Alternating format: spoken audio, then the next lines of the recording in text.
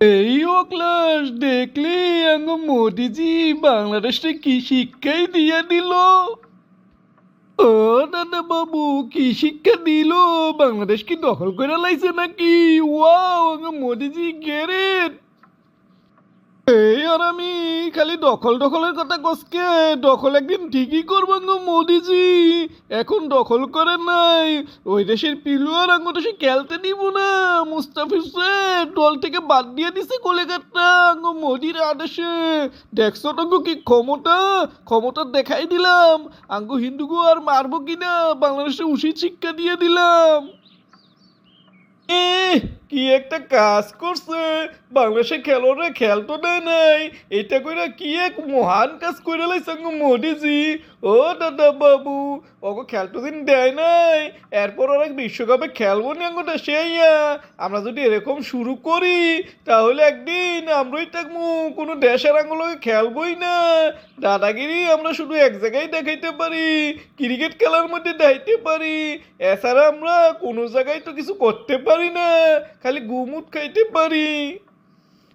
এই বেটা কি কস তুই আঙ্গ মোদিজিরে তুই হেওয়া করে কথা কস?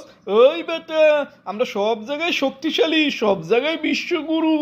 এমন কোনো জায়গা নাই যেখানে আমরা কিছু না করতে পারি। আরে আঙ্গ মোদিজির কথা ডোনাল্ড ট্রাম্পে চলে, তুই কি মনে করছস? ও দাদা বাবু, এইসব চাপাবাজি সারো সারো, এইসব শুনতে শুনতে আর ভাল লাগে না।